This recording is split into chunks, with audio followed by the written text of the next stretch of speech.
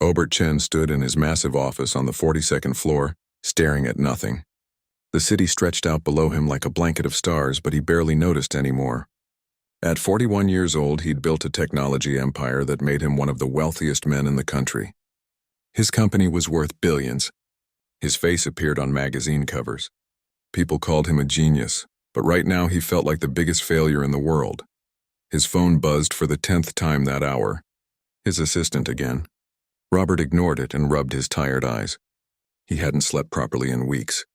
Maybe months. Time had become a blur of boardroom meetings, emergency nanny interviews, and sleepless nights wondering if he was completely ruining his son's life. His son. 7-year-old Daniel, the only thing in this world that truly mattered. 3 years ago, the doctors had given them the diagnosis. Autism spectrum disorder. Robert remembered that day like it was yesterday. He'd sat in that sterile office holding his wife's hand, listening to words that seemed to come from very far away. Nonverbal. Sensory processing issues. Significant support needs. His wife, Jennifer, had squeezed his hand so hard it hurt. But even then, he could feel her pulling away. 18 months later, she was gone. Moved to California with her yoga instructor. The divorce papers cited irreconcilable differences, but Robert knew the truth. She couldn't handle having a child who wasn't perfect, who didn't fit into her carefully curated Instagram life, who had meltdowns in restaurants and couldn't tell her he loved her with words. Robert loosened his tie and checked his watch. 7:30. He should go home. But going home these days felt like walking into a war zone. The elevator ride down felt too short. His driver, Thomas, didn't say much on the ride to the penthouse. He never did anymore. Even Thomas could sense the exhaustion rolling off Robert in waves. The moment Robert stepped into his apartment, he heard it. Screaming, high-pitched and desperate. The sound cut through him like a knife. He dropped his briefcase and ran toward Daniel's room. Toys were scattered everywhere, thrown across the floor like debris after a storm. His son sat in the corner, hands over his ears, rocking back and forth. The screaming was relentless. It echoed off the walls of the expensive penthouse, making everything feel hollow. The nanny, a woman in her 50s named Patricia, stood near the door with tears streaming down her face. She was the 12th nanny in 18 months. Robert had lost count of how many times he'd had this exact conversation. "I'm so sorry, Mr. Chen," Patricia sobbed, already reaching for her purse. "I can't do this. I really tried, but I just can't. Please," Robert heard himself say, though he knew it was pointless. "Just one more day. Let me increase your salary. Name your price." Patricia shook her head, mascara running down her cheeks. "It's not about the money. I have grandchildren his age, and I thought I understood children. But I don't know what he needs. I don't know how to help him. I'm making things worse," Robert wanted to argue, wanted to beg. But looking at her terrified face, he couldn't find the words. She wasn't a bad person. None of them had been. They just couldn't handle Daniel, and he couldn't blame them. Most days he couldn't handle Daniel either. "I'll mail you your final check," he said quietly. Patricia nodded and practically ran for the door. Robert heard it close behind her with a soft click that sounded far too final. He turned back to his son. Daniel was still screaming, still rocking. His small body was so tense it looked like he might shatter. Robert slowly approached and sat down on the floor, keeping his distance. He'd learned that touching Daniel during a meltdown only made things worse. "Hey, buddy," he said softly, though he knew Daniel probably couldn't hear him over his own screaming. "It's okay. Dad's here. You're safe." 20 minutes passed, then 30. The screaming slowly faded to crying, then to whimpers. Finally, Daniel went quiet, exhausted. His little face was red and streaked with tears. He wouldn't look at Robert. He never did. Robert felt something break inside his chest. His son was suffering, and he didn't know how to fix it. All his money, all his success, all his intelligence, and he couldn't figure out how to help the one person who mattered most. That night, after Daniel finally fell asleep, Robert sat in the dark living room with a glass of whiskey he wouldn't drink. His phone rang. The nanny agency. "Mr. Chen, we need to talk about Daniel," the woman said, her voice careful and professional.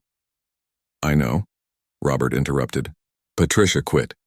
I need someone new." There was a long pause. "Mr. Chen, I'm not sure we can help you anymore. You've gone through 12 nannies in 18 months. Our caregivers are trained professionals. But Daniel requires more specialized care than we can provide. Perhaps you should consider a residential facility that specializes in... No. The word came out harder than Robert intended. I'm not sending my son away. I understand, but do you have anyone else or not? Another pause. There is one woman, Diane Morrison. She's been with our agency for 3 months. Very experienced with difficult situations. But Mr. Chen, I need to be honest. If this doesn't work, we can't send anyone else. Fine, send her tomorrow. Robert hung up before the woman could say anything else. He knew what she was thinking.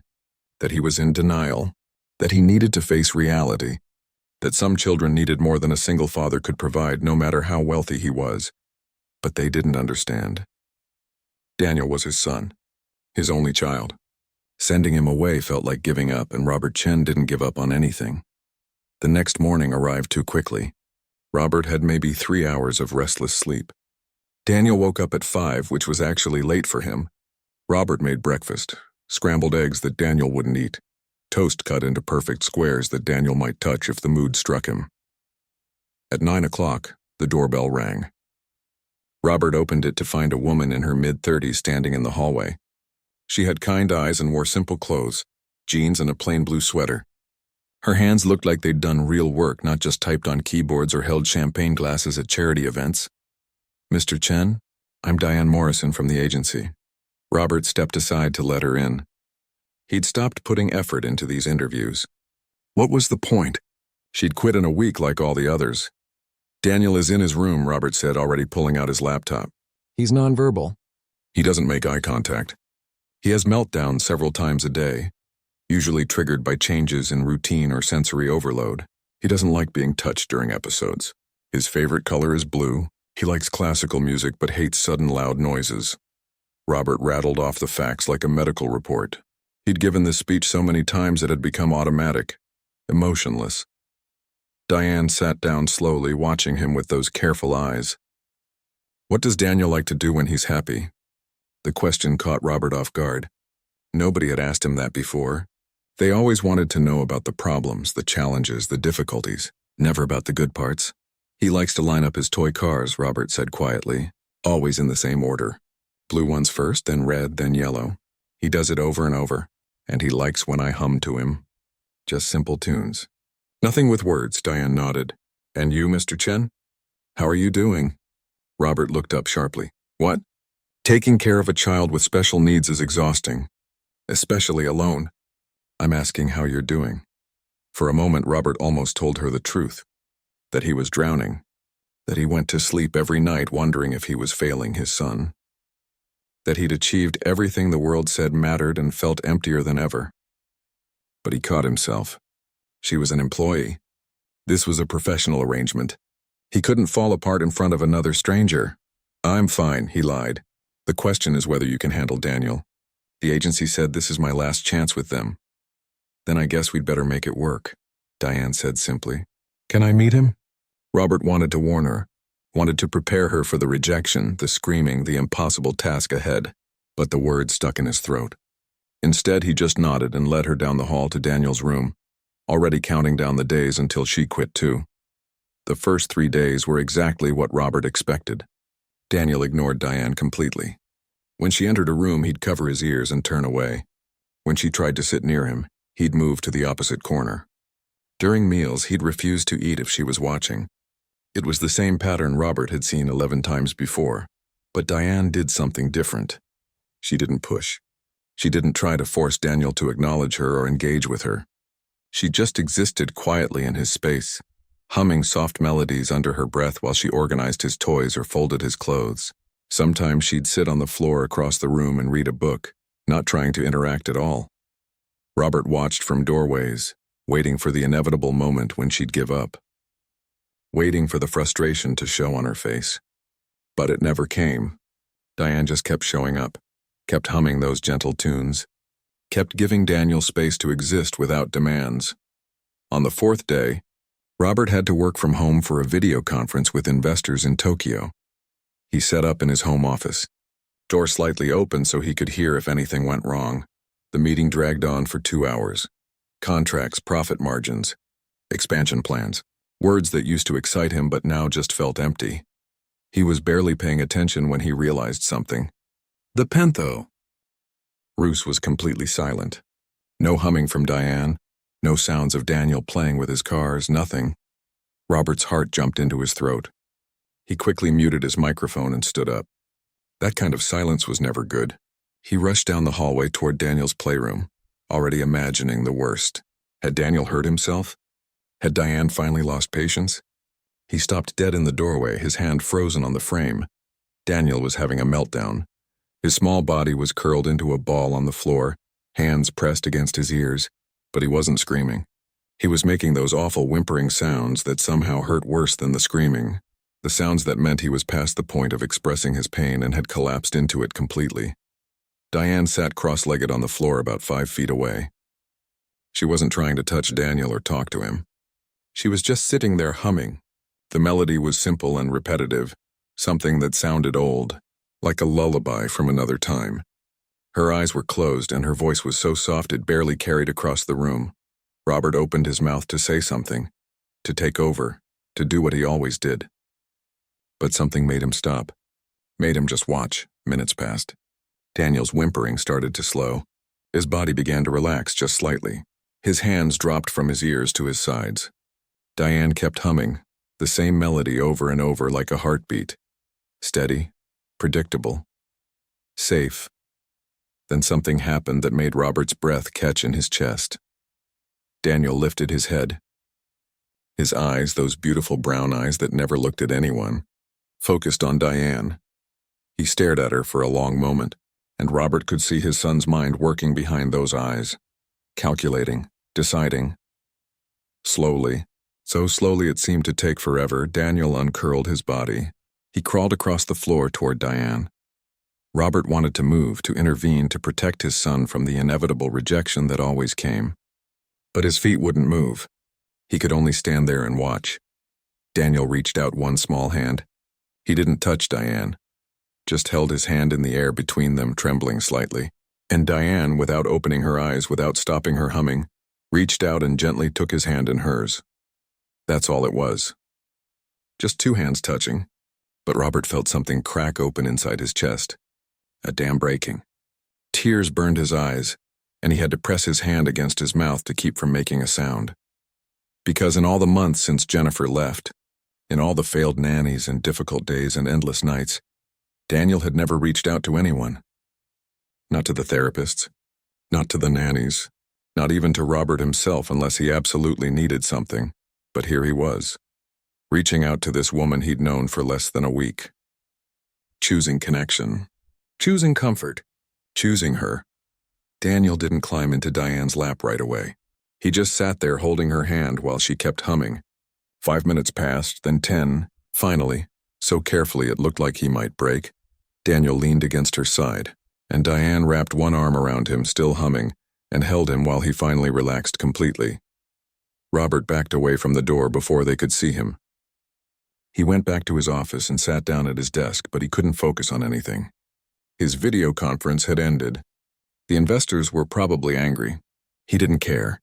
All he could think about was the image of his son's small hand reaching out, the trust in that gesture, the acceptance on Diane's face, the way she'd just known what Daniel needed without anyone telling her. For the first time in 18 months, Robert felt something shift inside him. Not hope exactly. It was too soon for that. But maybe the possibility of hope. The idea that things might not always be this hard. That Daniel might find his way in the world after all.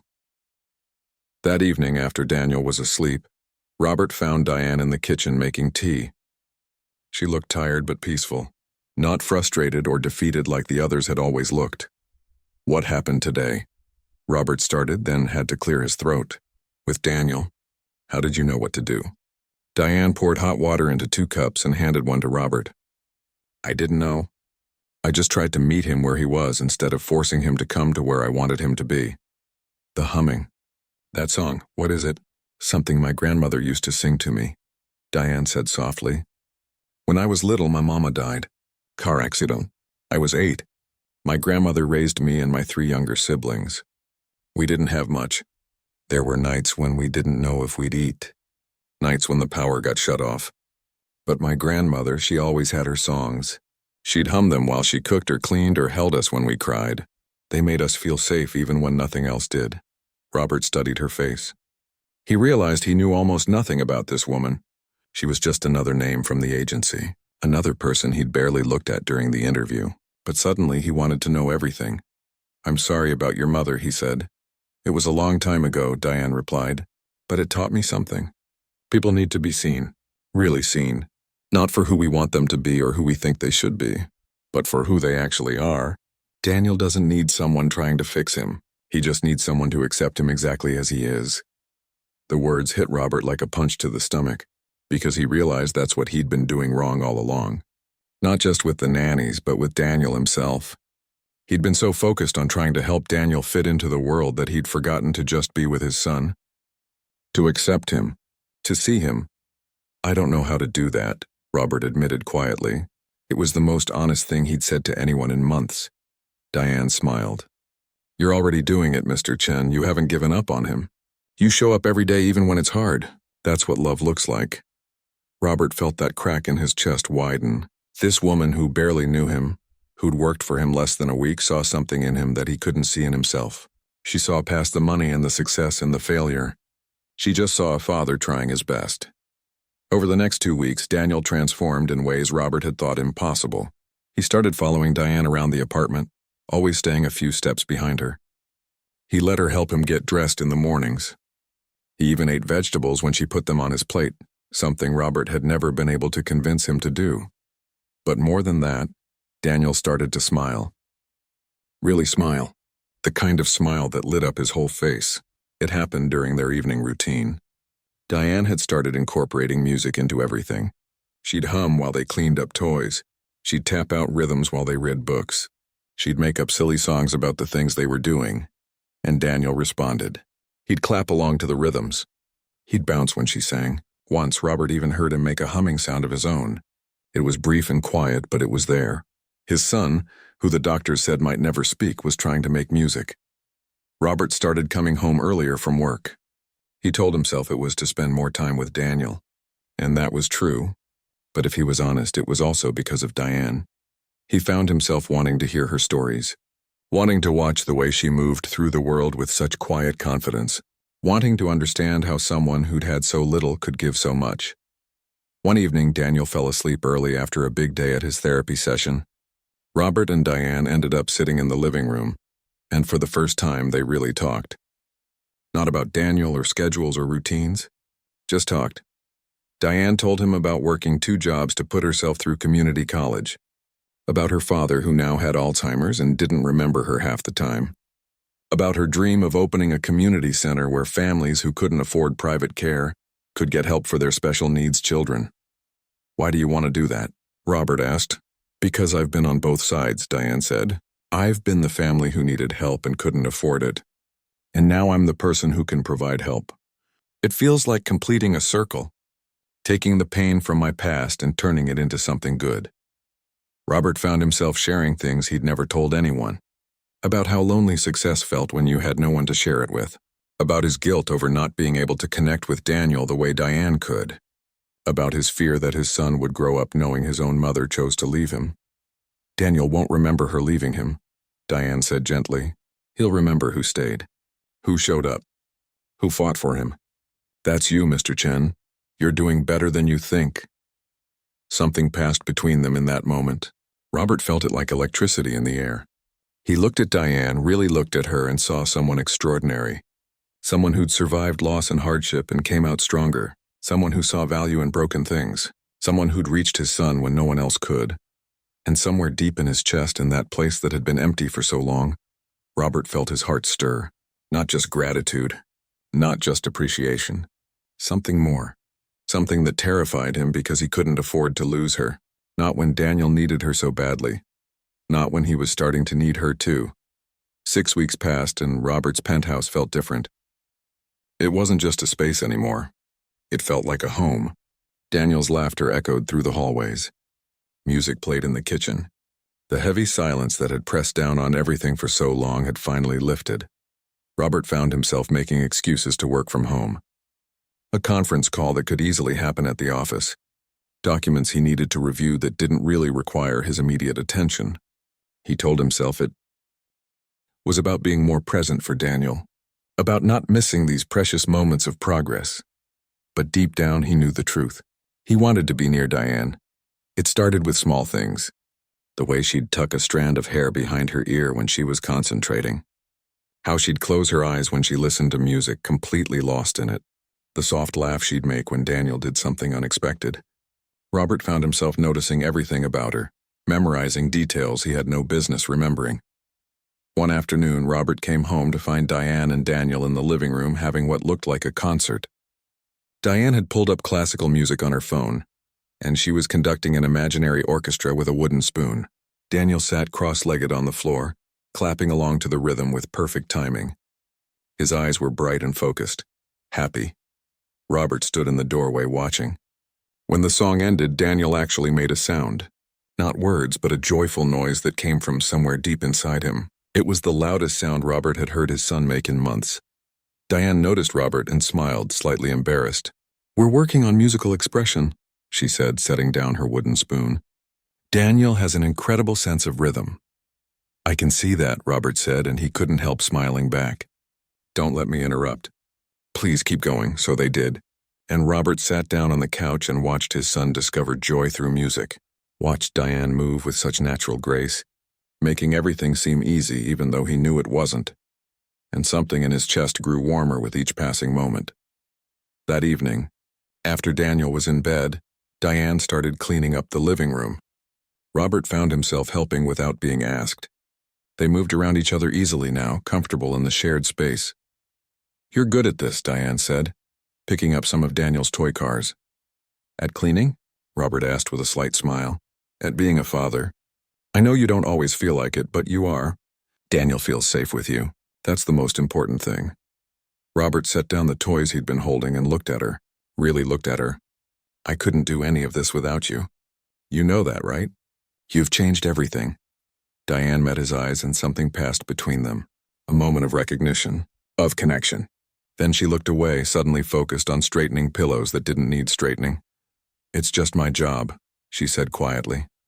"No," Robert said, taking a step closer. "It's not. It stopped being just a job weeks ago, and we both know it." Diane's hands stilled. "Mr. Chen." "Robert, please, just Robert." She turned to face him, and he could see uncertainty in her eyes. Fear, even. "This isn't a good idea. You're my employer. I work for you. There are boundaries, I know," Robert said. "I know all the reasons this is complicated. But Diane, I can't stop thinking about you. The way you are with Daniel. The way you see the world. The way you see me. I haven't felt this way about anyone in years. Maybe ever." Diane wrapped her arms around herself. "Robert, I need this job. My father's medical bills are drowning me. I have $37,000 in debt from his care facility. If this goes wrong, if we try something and it doesn't work, I lose everything. I lose Daniel. I lose you. I lose my income. I can't take that risk." The raw honesty in her voice broke something in Robert. He realized how much she was carrying. How unfair it was that he could risk his heart when she was risking her entire livelihood. "I'm sorry," he said. "You're right. I shouldn't have said anything. I don't want to make you uncomfortable or put your job at risk." But Diane shook her head, and when she looked up at him, her eyes were wet. "That's not what I meant. I meant that I feel it too. God help me, I feel it too, and that terrifies me." Robert's heart stopped. "You do?" "Of course I do," Diane said, her voice barely above a whisper. "How could I not? You're brilliant and kind, and you love your son so fiercely it breaks my heart. You make me laugh. You actually listen when I talk. You treat me like I matter, like my opinions have value. Do you know how rare that is? Then why? Because we live in different worlds, Robert. You're a billionaire. I'm a woman who shops at thrift stores and counts every dollar. You're Chinese American from a family of doctors and professors. I'm a black woman from rural Georgia whose grandmother cleaned houses for a living. People will look at us and make assumptions. Ugly assumptions. About who I am and why I'm with you." Robert took another step closer. "I don't care what people think. But I do," Diane said, tears finally spilling down her cheeks.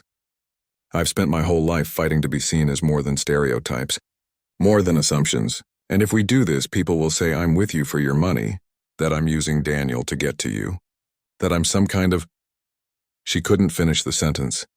"Anyone who knows you would never think that," Robert said firmly. "You'd be surprised what people think," Diane replied. "I've lived it, Robert. I know what it's like to walk into a room and watch people decide who you are before you even open your mouth. I'm not saying this to hurt you.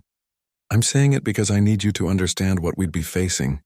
Robert wanted to argue, wanted to tell her that none of it mattered, but he stopped himself because this wasn't about what he wanted. This was about really hearing her, really seeing her struggle, just like she'd taught him to see Daniel. "Okay," he said softly. "I hear you, and I'm sorry. I'm sorry that the world has made you feel like you have to protect yourself that way. I'm sorry that my feelings put you in this impossible position." Diane wiped her eyes. "I should go. It's late and I need to check on my father." "Of course," Robert said, even though every part of him wanted her to stay. But before she reached the door, Diane turned back. "Robert, for what it's worth, if things were different, if we were different people in a different world, I would say yes in a heartbeat." Then she was gone and Robert was left standing in his empty living room, his heart full of feelings he didn't know what to do with. The next few days were awkward. They were both professional and polite, but the easy comfort between them was gone. Robert caught Diane watching him sometimes, her expression sad. He wanted to fix it, to make things go back to how they were, but he didn't know how. Daniel seemed to sense something was wrong. He became clingy with Diane, following her even more closely than usual. He kept looking between her and Robert as if trying to understand what had changed. On Thursday evening, Robert came home to find Diane sitting on the couch with her head in her hands. Daniel was playing quietly nearby, organizing his cars into careful rows. Robert could see Diane's shoulders shaking. "What's wrong?" he asked, concern flooding through him. Diane looked up and her eyes were red. "My father's care facility called. They're raising the monthly cost by $1,500. I don't have it, Robert. I've been working double shifts on weekends at a nursing home and I still don't have enough. They said if I can't pay by next month, I need to move him somewhere else, but everywhere else is worse. So much worse." Robert sat down beside her. "Let me help, please, let me pay the difference."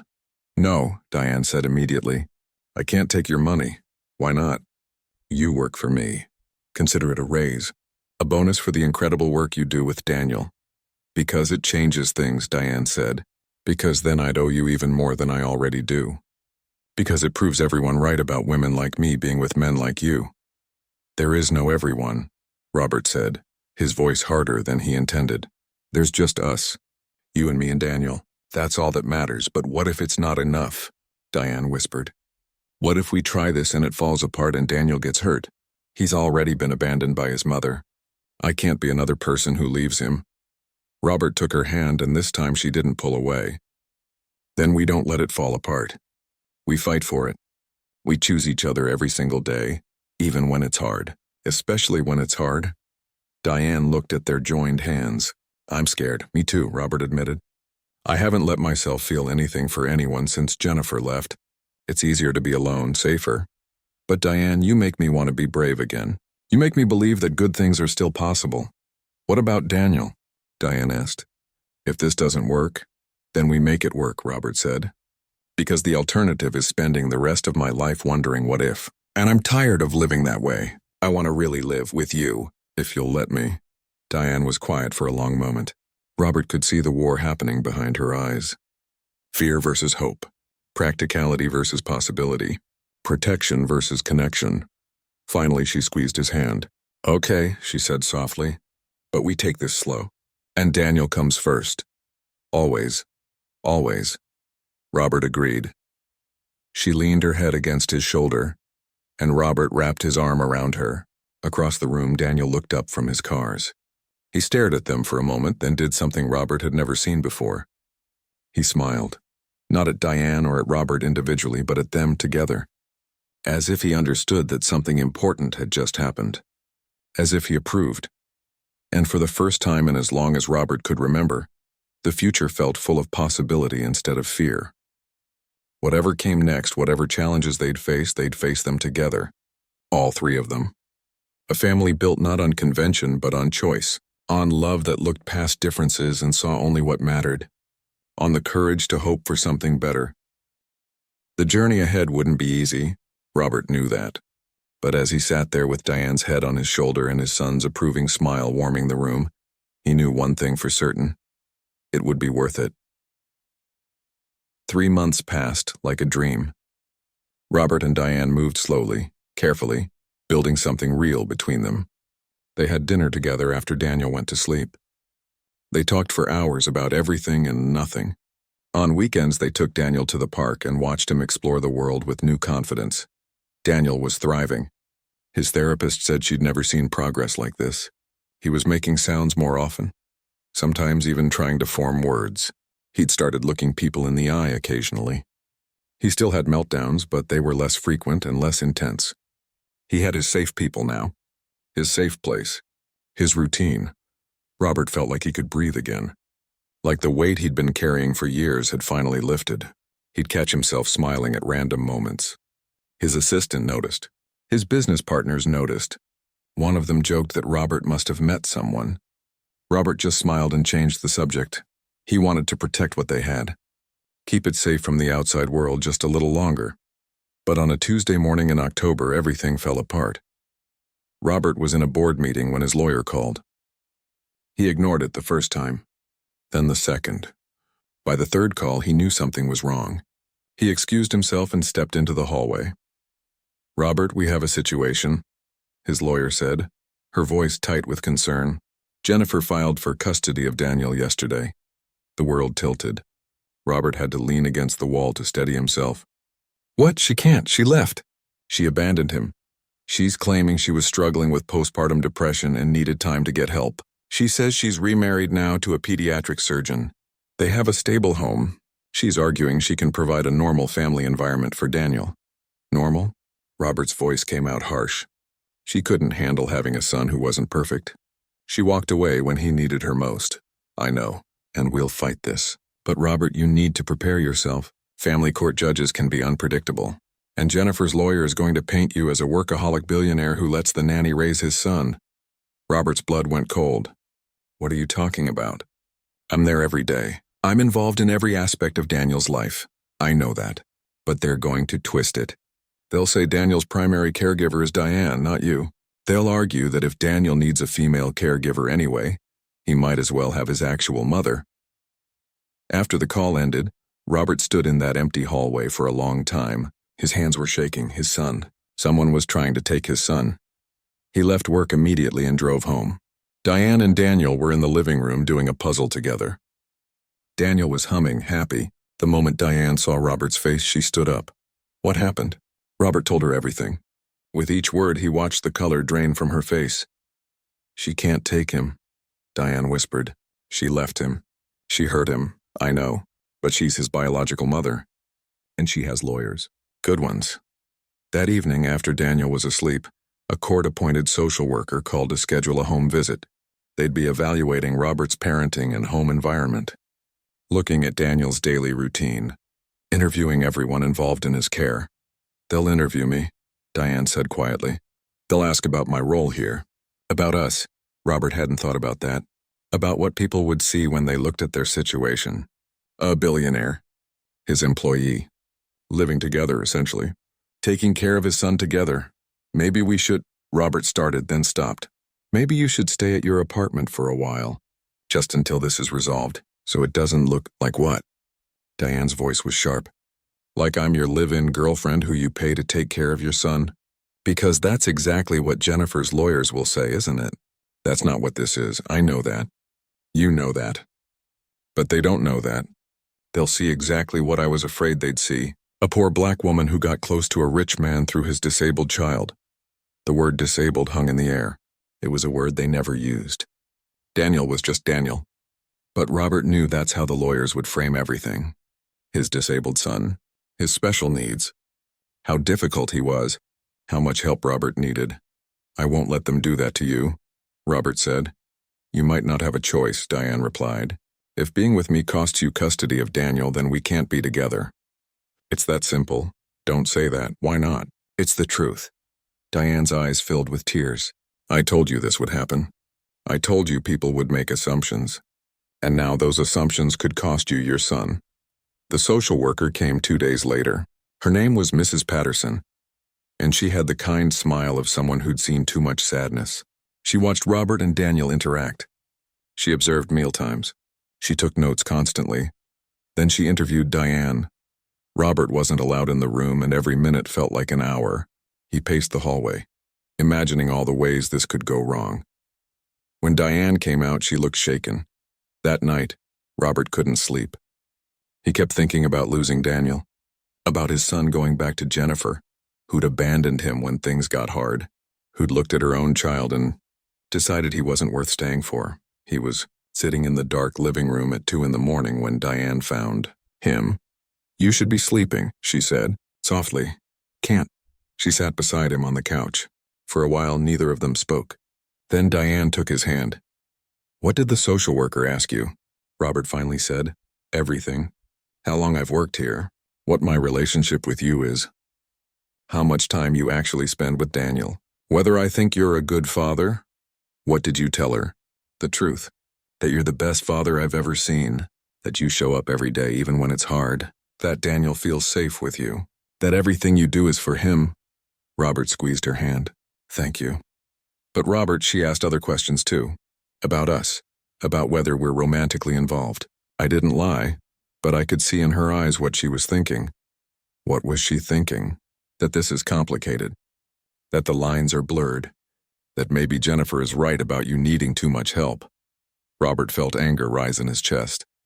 That's not fair. Every parent needs help. Jennifer would have a nanny too if she got custody. She'd probably have 3, but she's married to a doctor, a pediatric surgeon. On paper they look perfect, traditional, normal. We're normal. This is normal. A family doesn't have to look one specific way to be real. "I agree," Diane said, "but the court might not." The next few weeks were a nightmare. Lawyers, depositions, medical records. They interviewed Daniel's therapists, his doctors, his teachers. They documented every medication, every meltdown, every moment of progress. And they put Robert's entire life under a microscope.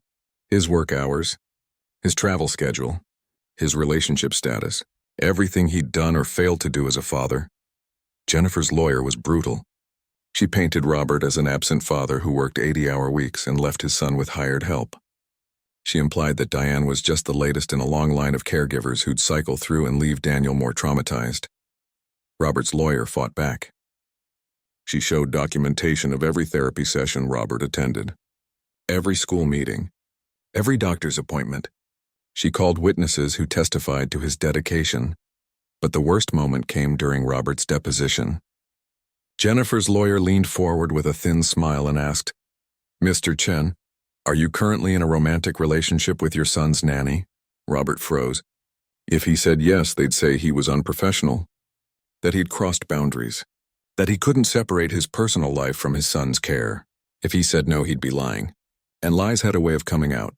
"I care about Diane very much," he said carefully. "She's become an important part of our family." "That's not what I asked. Are you romantically involved with her?" "We're building a relationship, yes. So you're dating your employee, the woman you pay to care for your vulnerable child. Do you see how that might be problematic?" Robert felt his face flush. There's nothing problematic about 2 adults caring for each other. But she's not just any adult. She's dependent on you financially. She has power over your son. Those aren't equal positions, Mr. Chen. That's not a healthy dynamic for anyone, especially not for a child who's already been abandoned by one parent. The words hit like punches. Robert wanted to defend himself, to explain how wrong she was. But he could see the court reporter typing every word. Could imagine it all being read back in court. Could picture how it would sound. That night, Robert came home defeated. Diane was giving Daniel a bath, and their laughter echoed down the hallway. Normal sounds. Happy sounds. Everything Robert had fought so hard to build. He stood outside the bathroom door and listened. Daniel was making sounds, his version of talking. Diane was responding like she understood every word. They had their own language now. Their own rhythm. When Diane came out, she took one look at Robert's face and knew. It's bad, isn't it? They're making us look like we're doing something wrong. Like loving each other is somehow hurting Daniel. Diane leaned against the wall. Maybe they're right. Maybe I should leave. Go back to just being his therapist or his nanny. Draw clear lines. No, Robert said firmly. I won't lose you both. I can't. You might have to choose, Diane whispered. And Robert, if it comes down to it, you choose Daniel. You always choose Daniel. Do you understand me? Robert pulled her close and she let him. They stood there in the hallway, holding each other while their world crumbled around them. I love you, Robert said. It was the first time he'd said the words out loud. I love you too, Diane replied, tears soaking his shirt. That's why this hurts so much. Down the hall, Daniel called out for them. Not words, just sounds, but they both understood what he meant. He wanted them together. He wanted his family. And Robert knew, standing there with Diane in his arms and his son calling for them both, that he'd fight for this with everything he had.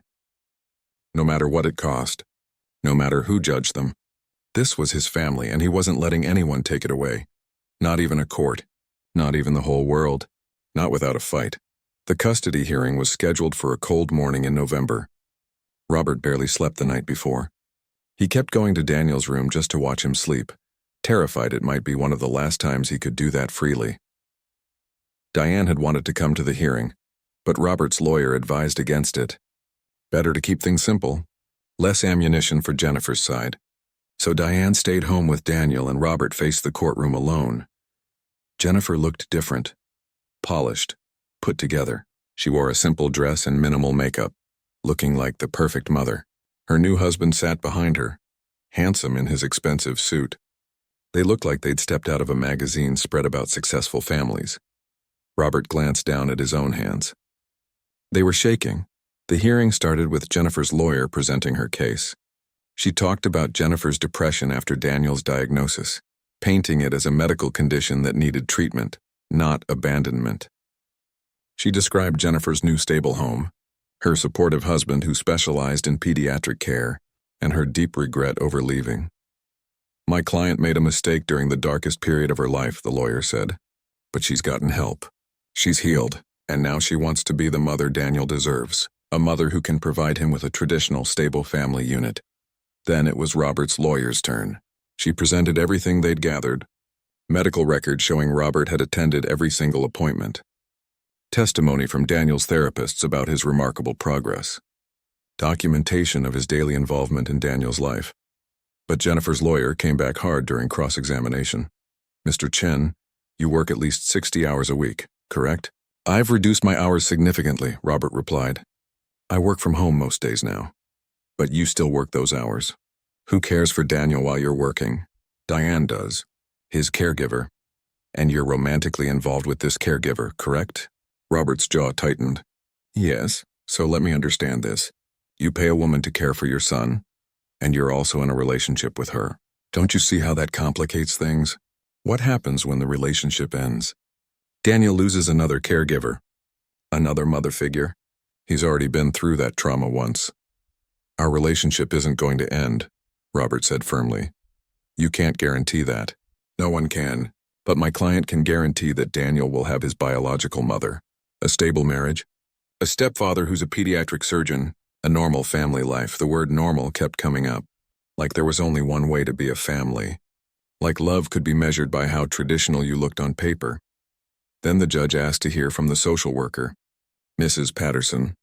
She stood and presented her report, and Robert felt his heart hammering in his chest. I've spent considerable time observing both households, Mrs. Patterson began. I've interviewed family members, caregivers, therapists, and teachers. And I've observed Daniel directly in both environments. She paused, glancing at her notes. Daniel is a remarkable child who's made extraordinary progress in the past several months. His therapists attribute this largely to the stability and consistency of his current routine. Robert felt a flicker of hope. However, Mrs. Patterson continued, I do have concerns about the romantic relationship between Mr. Chen and his employee. The boundaries are unclear. The power dynamic is problematic. And should that relationship fail, Daniel would experience another significant loss. The hope flickered out. But then Mrs. Patterson did something unexpected. She looked directly at the judge and said, That being said, I need to share what I witnessed during my final home visit. Robert had no idea what she was talking about. There hadn't been a final visit. Or had there? I returned to Mr. Chen's home unannounced last week, Mrs. Patterson explained. I wanted to see the household during a typical moment without preparation. What I saw was Daniel having a severe meltdown. These episodes are common for children with autism, but they're incredibly difficult to manage. Robert remembered that day. He'd been in a video call when he heard Daniel screaming. He'd immediately ended the meeting and rushed to help. Mr. Chen handled it perfectly, Mrs. Patterson said. He got down on the floor with his son. He used the calming techniques he'd learned. He was patient and loving even when Daniel was hitting and screaming. And when Diane arrived home early from an errand, I watched the three of them work together seamlessly. She looked at Jennifer, then back at the judge. I also visited Ms. Chen's proposed home. It's lovely. Well appointed, her husband is accomplished and seems kind. But when I asked Ms. Chen to describe Daniel's current routine, his triggers, his comfort strategies, she couldn't. She didn't know that he only eats food cut into specific shapes, that he needs his music before bedtime, that loud noises send him into panic. She didn't know her own son. Jennifer's face went pale. Your Honor, Mrs. Patterson continued, I understand the concerns about Mr. Chen's relationship with Diane Morrison, but I watched Daniel with all three of them. He feels safe. He's thriving. And when Ms. Chen tried to hug him during our supervised visit, Daniel became extremely distressed. He didn't recognize her. To him, she's a stranger. The courtroom was silent. Robert could hear his own heartbeat. Disrupting Daniel's current placement would be traumatic, Mrs. Patterson concluded, possibly devastating. This child has found his stability, his family. It may not look traditional, but it's working. And in cases like this, what works matters more than what looks right on paper. The judge thanked Mrs. Patterson and took a brief recess. Those 15 minutes felt like hours. Robert sat in the hallway, head in his hands, praying to anyone who might be listening. When they returned to the courtroom, the judge looked tired. She'd been reading through documents, making notes. Finally, she looked up. I've reviewed everything presented today, she began. This is a difficult case because both parties genuinely care about this child. However, my primary concern must be Daniel's well-being and stability. Robert held his breath. Ms. Chen, I believe you've overcome your earlier struggles, and that you're sincere in wanting to be part of your son's life. However, you left during a critical period of his development. In your absence, Mr. Chen has built a stable, supportive environment where Daniel is thriving. The judge turned to Robert. Mr. Chen, I share some of the concerns raised about your relationship with Ms. Morrison. However, the evidence shows that you're an involved, dedicated father. More importantly, Daniel is making remarkable progress in your care, she paused, and Robert felt like the whole world was holding its breath with him. Therefore, I'm granting primary custody to Mr. Chen. Ms. Chen will have supervised visitation rights, to be increased gradually if Daniel becomes comfortable with her presence. We'll revisit this arrangement in 6 months. Robert's knees nearly gave out. He grabbed the table to steady himself. He'd won. Daniel was staying with him, but the judge wasn't finished. Mr. Chen, I want to be clear about something. Your relationship with Ms. Morrison is your business. But if you're going to be in a relationship with someone who also cares for your son, you need to formalize that arrangement. Either make her family or make her an employee with proper boundaries. The current situation is too ambiguous. Do you understand? Yes, Your Honor, Robert managed to say. I understand perfectly. He left the courthouse in a daze. His lawyer was talking, explaining next steps and paperwork, but Robert barely heard her. All he could think about was getting home. Getting to Daniel and Diane. When he walked through the door of his penthouse, they were both waiting. Diane stood up from the couch, Daniel on her hip. The question was written all over her face. We won, Robert said, his voice breaking. He's staying with us. Diane closed her eyes, tears streaming down her face. Daniel reached for Robert, and he took his son in his arms, holding him tight. The three of them stood there in the entryway, wrapped around each other, crying with relief. That evening, after Daniel was finally asleep, exhausted from all the emotions of the day, Robert found Diane in the kitchen making tea. Her hands were still shaking slightly. The judge said something, Robert began, about us, about making our situation less ambiguous. Diane's hands stilled. What does that mean? Robert took a deep breath. This wasn't how he'd planned to do this. He'd imagined something romantic, planned, perfect. But nothing about their story had been perfect.